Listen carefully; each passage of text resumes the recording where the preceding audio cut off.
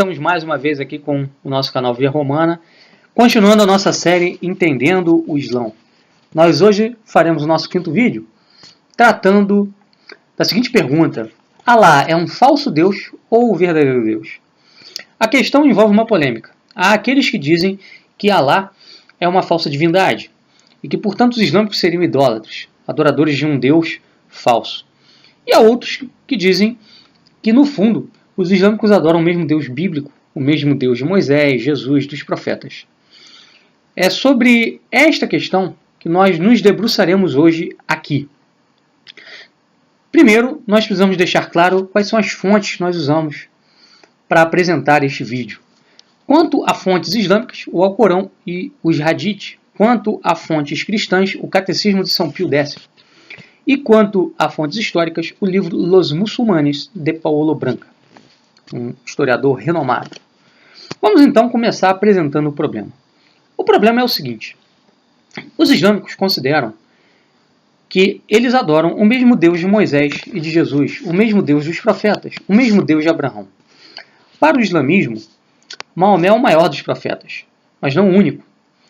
E segundo o Islã, Maomé teria vindo restaurar a religião abraâmica na sua mais lídima pureza.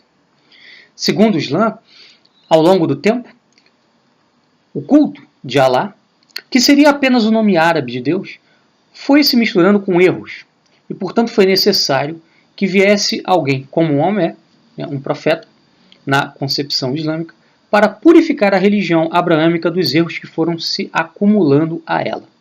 Segundo os islâmicos, esses erros foram sendo acumulados por judeus e por cristãos. Então era preciso que viesse alguém trazendo uma última revelação. Na visão islâmica, o Alcorão é a terceira revelação, a última revelação. Em Maomé é o maior dos profetas, para que a religião abraâmica fosse restaurada na sua pureza. Então esta é a visão islâmica. Abraão foi aquele que iniciou o culto ao verdadeiro Deus na terra, e Maomé foi aquele que purificou este culto abraâmico de todos os erros que foram sendo acumulados a ele. Então Maomé seria realmente, na visão islâmica, o maior dos profetas. Correto? O Islã, então, ele seria a restauração, da verdadeira religião, do verdadeiro culto que Abraão prestou a Deus. Esta é a concepção islâmica. Para eles, Alá nada mais é do que o nome árabe de Deus. Nada mais é do que o mesmo Deus que se revelou a Abraão, que se revelou a Moisés, que se revelou aos profetas, que se revelou a Jesus Cristo. Ok?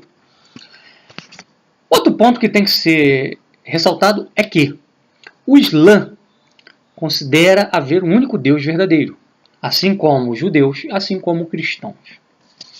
O Catecismo do Papa São Pio X não coloca os muçulmanos como idólatras, mas sim como heréticos. Há que fazer a distinção entre uma coisa e outra. Idólatra é aquele que adora um falso Deus. Herético é aquele que nega alguma verdade de fé revelada pelo Deus verdadeiro. Por exemplo, os protestantes são heréticos porque eles negam diversos dogmas de fé. Na visão do Catecismo de São Pio X, o Islã também seria uma heresia, porque ele nega a condição divina de Jesus Cristo, a natureza divina de Jesus Cristo. O Islã nega a Trindade, a Santíssima Trindade. Nega que em Deus existam três pessoas. Portanto, os islâmicos, na concepção do Catecismo de São Pio X, seriam adoradores do único Deus verdadeiro, mas seriam heréticos porque negam a Trindade em Deus. Correto? Porém, há aqueles que falam de Alá como um Deus lua, como um Deus lunar, que teria sido adorado pelos islâmicos, pelos árabes antes da vinda, antes do início da missão de Maomé. Então, segundo estes, na Arábia haveria o culto a um Deus lunar, que teria se tornado um culto exclusivo, um culto único, um culto monoteísta com Maomé. Ou seja, Maomé teria transformado esse Deus lunar num Deus único. E esse Deus lunar seria Alá. O problema dessa tese do Deus Lua, Alá como Deus Lua, como um Deus que era adorado antes junto de outros deuses, que depois virou um Deus exclusivo e único, é que não existem documentações suficientes para sustentar essa tese. Faltam documentos históricos suficientemente sólidos que permitam que nós afirmemos que esta tese tem alguma plausibilidade. Ao longo de algum tempo examinando essa questão, eu cheguei à conclusão de que não dá para sustentá-la, porque é uma visão que não tem fundamento em uma quantidade significativa de fatos. Em história você precisa disso, você precisa de uma multiplicidade de documentos, multiplicidade de fatos que permitam afirmar isto. Eu até hoje não encontrei nenhuma obra de relevância, nenhum trabalho historiográfico de relevância que trate disso. O que a gente acha são coisas na internet, artigos aqui e ali, muito mal escritos, muito mal fundamentados a respeito disso. O que nós sabemos é que realmente antes de Maomé, na Arábia se adoravam vários deuses. Provavelmente algum deus lunar era adorado. Agora, se esse deus lunar foi transformado num deus único, é uma questão que não dá para esclarecer no atual estágio do nosso conhecimento histórico a respeito do que aconteceu na Arábia na época de Maomé. Faltam-nos documentos. Um dos problemas que nós precisamos ressaltar é que antes de Maomé, antes do Alcorão, não havia o árabe. O árabe foi uma língua posta numa forma escrita para o desenvolvimento do Alcorão, para a escrita do Alcorão. O Alcorão é que dá origem ao árabe. Então, antes do Alcorão você não tem fontes árabes escritas. E sem fontes árabes fica muito difícil, sem fontes escritas fica muito difícil desenvolver alguma tese sólida no campo da história. Muito difícil mesmo. O que há são apenas suspeitas, são apenas hipóteses vagas a respeito disso, mas nenhuma delas comprovada. Então, ao meu ver, essa hipótese do Deus Lua teria se transformado num Deus exclusivo, num Deus de adoração exclusiva, e portanto, esse Deus Lua seria o Deus Alá, ela deve ser, pelo menos por agora, rejeitada, dada a falta de dados para uma afirmação segura em relação a isso. Ok? Rejeitada essa tese, nós temos então que partir para outras questões que permitirão nós esclareçamos essa questão. Se Alá é um falso Deus ou se é o Deus verdadeiro. A primeira questão é a seguinte: Alá realmente é apenas o nome árabe de Deus? Não existe nenhuma diferença entre o conceito árabe de Deus e o conceito cristão de Deus? Vamos ver. Bom, em primeiro lugar, é preciso ressaltar que o conceito alcorânico de Deus é oposto ao conceito cristão, oposto em vários sentidos.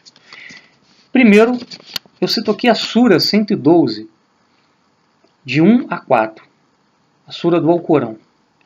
Deus não gerou nem foi gerado, é a afirmação feita por esta Sura. Esta afirmação deixa claro o seguinte, que em Deus não há três pessoas. O Alcorão rejeita a ideia de que Deus pode ter gerado um filho, que Deus possa ser pai de um filho, qual seja Jesus Cristo. A Sura 112 deixa isso muito claro. Então, o conceito alcorânico de Deus é um conceito bem diferente e até mesmo oposto ao conceito cristão. Uma outra coisa também importante de ressaltar é que, para o Alcorão, Deus é absolutamente uno e indivisível. Isso traz como consequência a negação de que a essência de Deus possa estar presente em três pessoas. No conceito cristão, Deus é uno e trino, né? Nele há três pessoas, o Pai, o Filho e o Espírito Santo. Deus é uma relação, Deus é um processo. O Pai gera o Filho e o Pai e o Filho geram o Espírito Santo desde toda a eternidade. No conceito alcorânico, a divindade é una e não há, portanto, em Deus, de modo algum, na concepção árabe, três pessoas, porque Deus seria absolutamente indivisível.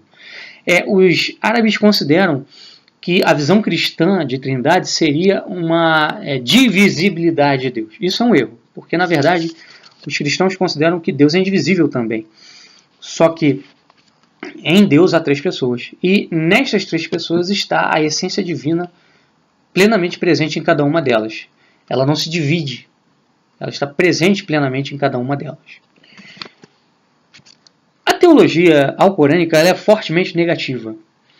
É verdade que na teologia cristã existe uma forma que é a teologia apofática, que é a teologia negativa. Mas a teologia cristã não se resume à teologia negativa. Ela também tem a sua teologia positiva ou catafática. O Islã ele dá muito mais ênfase à teologia negativa do que à teologia positiva. A teologia negativa é aquela que nega uma relação de semelhança entre Deus e as criaturas. Ou se ela não nega absolutamente essa relação de semelhança, ela reduz bastante essa relação de semelhança. A teologia catafática ou positiva, ela enfatiza essa semelhança. A verdade está no meio. De fato, Deus é dessemelhante em relação às criaturas. Mas ele mantém alguma relação de semelhança com elas porque ele é o criador delas. No entanto, no Alcorão, na Sura 112:4, diz o seguinte: ninguém é comparável a ele. A Sura ressalta a incomparabilidade de Deus. Ainda na Sura 42:11, há também a seguinte afirmação: nada se assemelha a ele. Então Deus não seria semelhante a nada. Isso vai contra a passagem do Gênesis que diz que Deus criou o homem à sua imagem e semelhança. O homem como criação máxima de Deus, como coroamento da criação de Deus, é referido no Gênesis como um ser criado à sua imagem e semelhança. Porém, o Alcorão nega isso. O Alcorão nega que haja alguma relação de semelhança entre Deus e homem. Portanto, a teologia alcorânica é uma teologia fortemente negativa. No conceito cristão, as coisas criadas refletem, de alguma maneira, analogicamente, as perfeições divinas. Então, por exemplo, a beleza dos seres criados reflete, de uma certa forma, as belezas que há em Deus. É claro que a beleza divina ela é infinita. A beleza do ser criado é relativa, é finita. Existe uma desproporção entre as duas belezas, evidente, mas existe uma relação, uma certa semelhança. Essa certa semelhança entre Deus e as criaturas é, como eu falei, rejeitada absolutamente pelo Islã. Então, a teologia da analogia no Islã praticamente não existe. O Islã é transcendentalista ao extremo, ou seja, Deus está tão acima, tão acima, tão acima das criaturas que ele não mantém nenhuma relação com elas. Os autores muçulmanos eles costumam dizer o seguinte, que em Deus há 3.000 atributos. Mas estes atributos em Deus, é preciso deixar claro isso, são apenas nomes.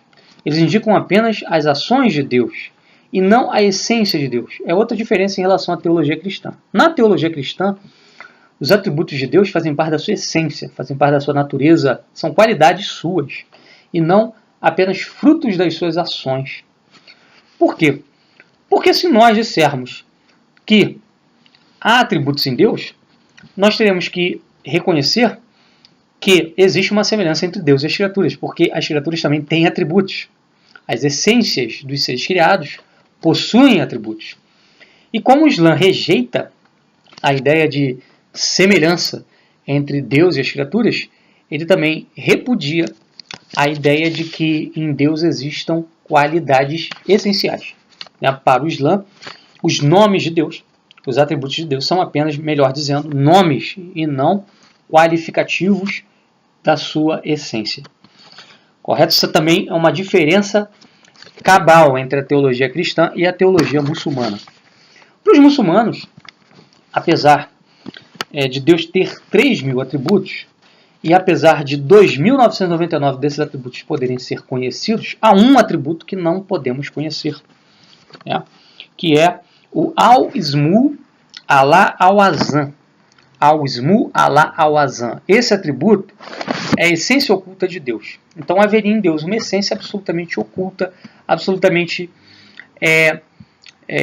distante dos homens, de modo que nós não poderíamos conhecer este atributo nem mesmo por uma longínqua analogia. Isso aí ressalta ainda mais, né, a ideia de teologia negativa dentro do Islã, correto?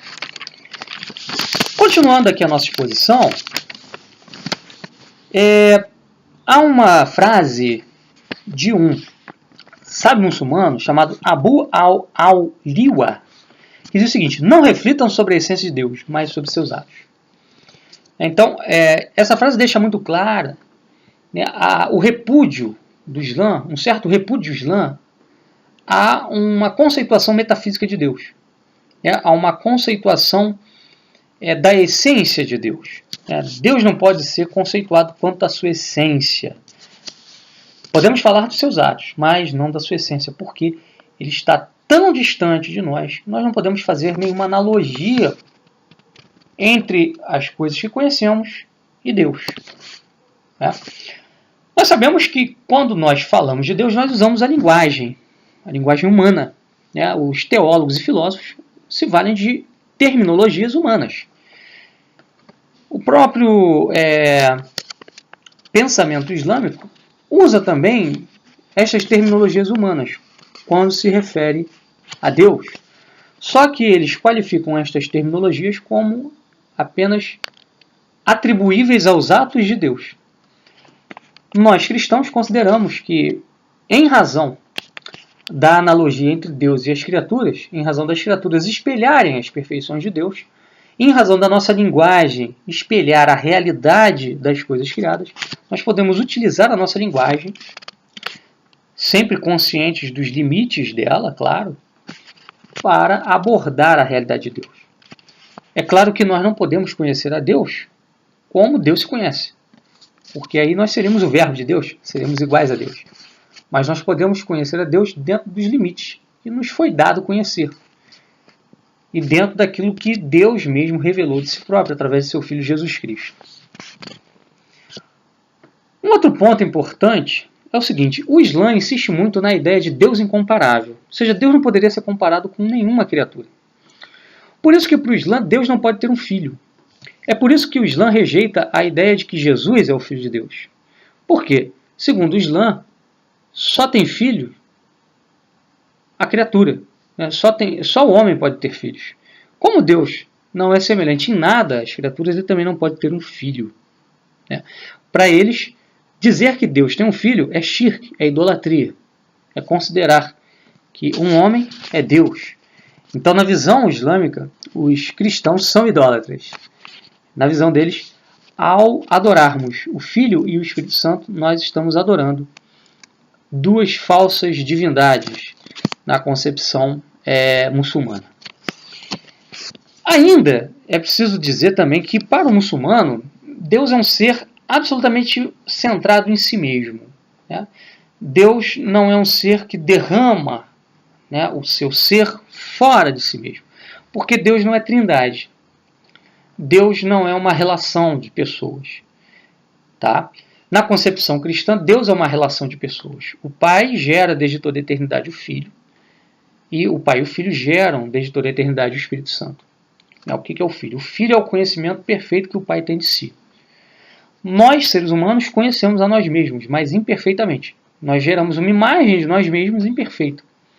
Só que Deus, ao se conhecer, se conhece com perfeição. E essa imagem que ele gera de si é uma imagem tão perfeita que é uma pessoa, que é o próprio Filho de Deus, é a sabedoria de Deus. Então, na concepção cristã, Deus ele se derrama sobre si mesmo e gera, nesse derramar-se sobre si mesmo, três pessoas: o Pai, o Filho e o Espírito Santo. Aliás, desculpem, gera, ao derramar-se sobre si mesmo, duas pessoas: o Filho e o Espírito Santo. O Pai é o gerador, o Filho é o gerado e o Espírito Santo é também gerado pelo Pai e pelo Filho. Daí três pessoas em Deus. Esse conceito leva, consequentemente, ao conceito de amor. São João, numa das suas epístolas, diz: Deus é amor. Quando ele diz Deus é amor, ele está qualificando a essência de Deus, dizendo o seguinte: Deus é essencialmente amor. Ora, se ele é essencialmente amor, ele precisa amar desde toda a eternidade. Quem ele amaria se ele fosse um ser solitário? É preciso que ele ame alguém. Ora, para Deus amar alguém, ele precisa gerar alguém. e esse que ele gera desde toda a eternidade é o Filho. Então, o amor, que é Deus, gera desde toda a eternidade o Filho de Deus. E é sobre este Filho de Deus que Deus derrama o seu amor. Daí, nós podemos dizer o seguinte, a frase de São João, ela só se explica a partir da Santíssima Trindade. Se Deus é amor, e se ele é amor desde sempre, porque Deus é eterno, ele não pode ser amor durante um momento e não em outro, até porque para Deus não existem momentos, né? Não existe tempo, Deus está fora disso. Deus precisa amar necessariamente desde sempre. E a quem ele amaria antes da criação? Se houve um tempo em que a criação começou e antes desse tempo não havia a criação, logo Deus precisava amar alguém. E esse alguém que era amado por Deus era o próprio Filho. Então a noção cristã de Deus é uma noção muito mais perfeita, correto? A noção islâmica é uma noção falha. Uma coisa também que é preciso lembrar, na teologia islâmica, Deus não é totalmente amoroso. Ele só ama os tementes. Está escrito lá na Sura 19, versículo 96. Ele, Alá, só ama os tementes. O seu amor, então, é parcial. O amor de Deus não é para todos. É apenas para aqueles que obedecem à lei, ou Sharia. Apenas para aqueles que são tementes a Deus. Correto? Isso nos leva a uma outra problemática, que é a problemática seguinte. O conceito de Deus na filosofia, ele é tido sempre como o conceito do maior ser que se possa conceber, o maior ser que se possa imaginar. Ora, um Deus que ama a todos é muito maior do que um Deus que ama apenas os tementes. Então, um conceito de Deus que indique a ideia, que traga a ideia de um Deus que ama apenas alguns, e uma noção que traga a ideia de que Deus ama a todos, entre estas duas ideias, a ideia mais condizente com o maior conceito que se possa fazer a respeito de Deus é a ideia de que Deus ama a todos, a ideia cristã. Portanto, o conceito de Deus no Islã é um conceito deficiente. Mostra-se um conceito falho, um conceito problemático. É um conceito verdadeiro de Deus até certo ponto. Então, os islâmicos concebem verdadeiramente a Deus até certo ponto. Concebem verdadeiramente Deus na medida em que concebem-no como Deus criador. Mas, daí para frente, eles erram em praticamente tudo. Correto? Então, a gente poderia responder agora à pergunta seguinte. O Deus islâmico é o mesmo Deus cristão, revelado por nosso Senhor Jesus Cristo? Os islâmicos adoram o mesmo Deus que nós cristãos adoramos? A pergunta é bem complicada de responder. Por um lado, nós podemos dizer que sim. Por um lado, eles adoram o mesmo Deus que nós adoramos porque reconhecem que aquele Deus que se revelou a Abraão é o Deus verdadeiro. E, de fato, é o Deus verdadeiro. O que falta aos islâmicos é reconhecer o restante da revelação. Reconhecer, inclusive, nosso Senhor Jesus Cristo, que realizou tudo aquilo que foi profetizado a Abraão. Jesus é o prometido a Abraão, é o prometido a Moisés, é o Messias prometido. Os islâmicos relutam em reconhecer isso. Então, o erro dos islâmicos está aí. Eles concebem corretamente a Deus na medida em que concebem-no como um Deus único criador, mas concebem-no erradamente na medida em que veem a Deus como um ser absolutamente transcendente, tão transcendente que não tem nenhuma analogia com este mundo aqui, tão transcendente que não poderia ter um filho.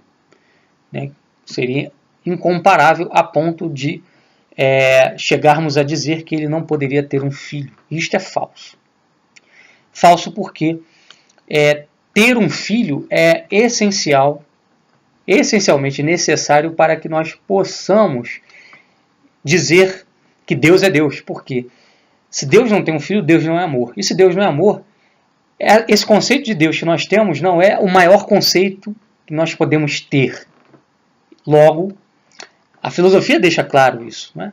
Deus é o ser do qual se pode conceber o maior, né? Se possa conceber o conceito maior, né?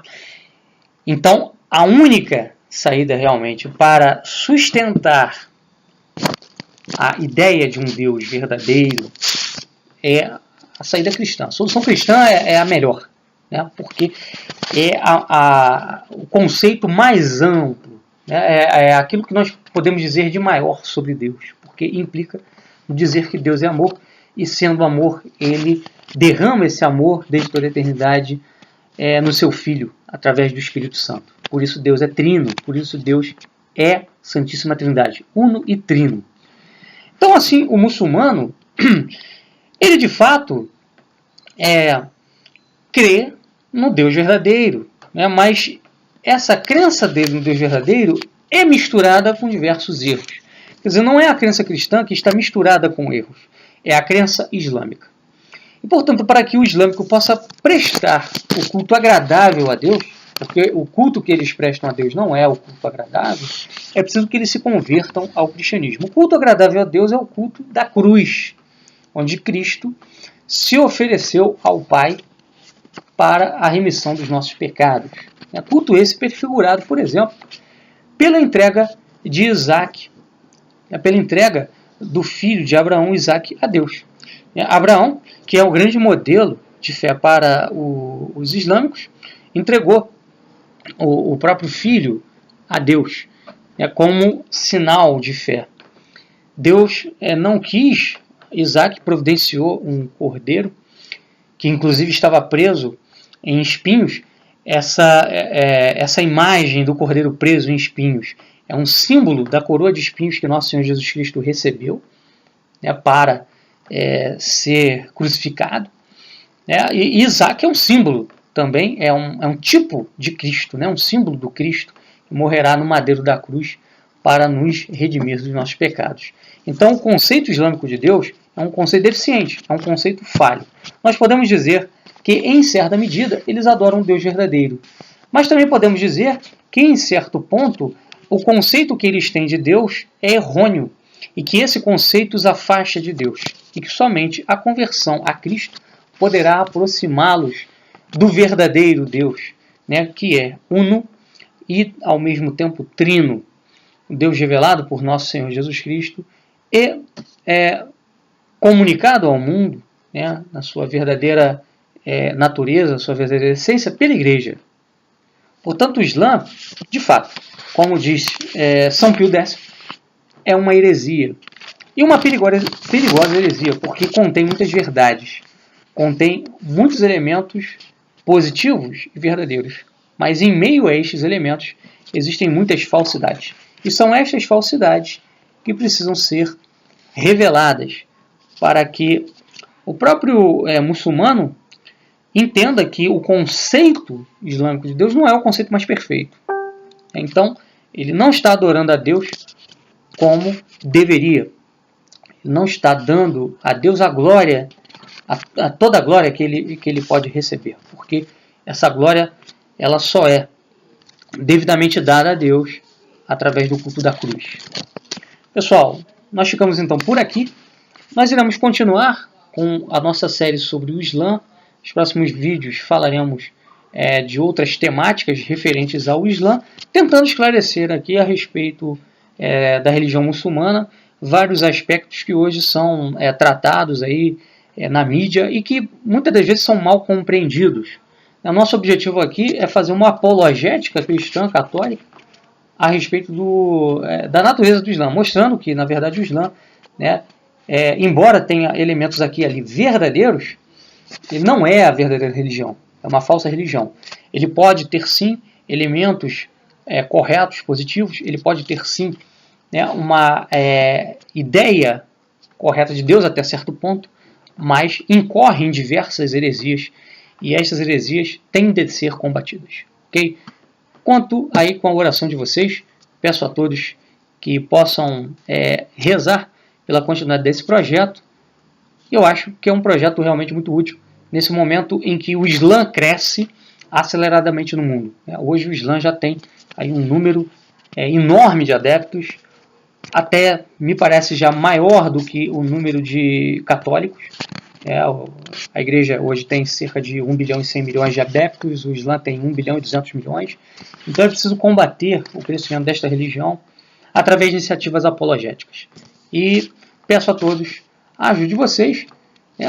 A principal ajuda que vocês podem me dar é através das orações e também do compartilhamento dos nossos vídeos, para que mais pessoas possam ter contato com essas informações, que possam levá-las aí a ter assim uma solidez doutrinal para dar combate a esta falsa religião. Ok? Fiquem com Deus, até a próxima e um abraço. Em nome do Pai, do Filho e do Espírito Santo. Amém.